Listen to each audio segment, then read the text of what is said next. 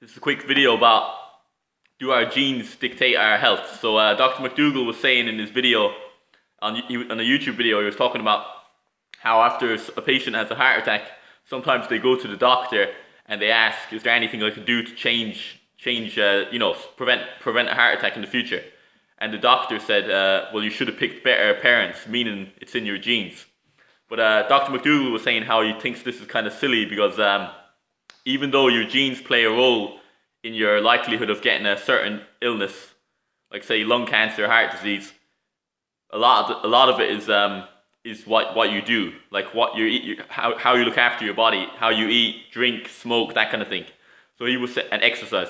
But he was saying how good genes are turned on by a healthy environment, and bad genes are silenced by a healthy environment. So basically, if you have the good genes that you have, they're going to be made better from a healthy environment, and your bad genes are going to be silenced. So he was saying how, if you eat a diet high in fat, a typical Western diet high in fat, you're more likely to get heart attack, diabetes, etc. If you smoke 40 cigarettes a day, you're more likely to get lung cancer, regardless of your genetics.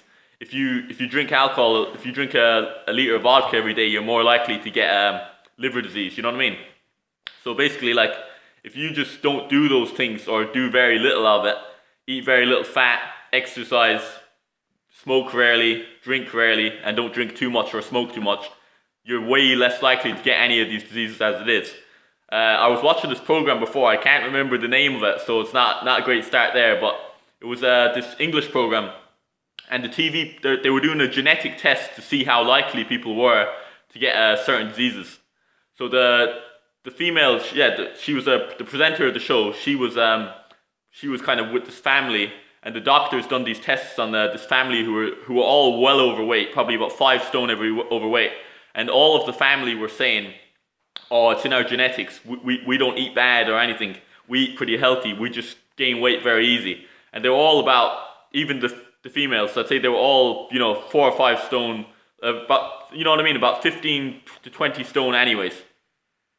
And even the females of the family. So they were all saying that it was genetics. Whereas they actually done a genetic test, and the test went from 1 to 12. And 1 means you're very unlikely to get become obese in terms of your genetics.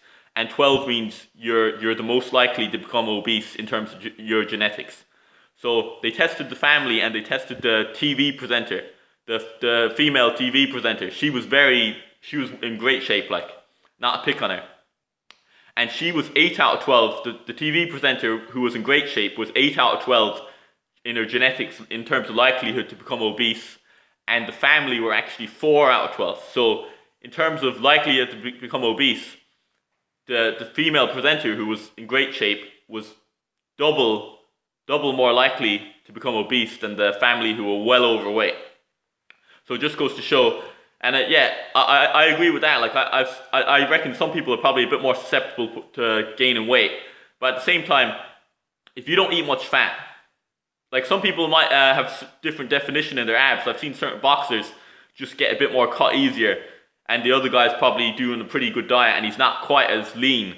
But at the same time, if you eat a low fat diet, you're not going to become fat. Simple as. You're not going to become 15, 20 stone. It's just no way, no how. It's not going to happen. Like, it's not possible. You can't become huge like a rugby player unless you're eating huge amounts of protein and fat.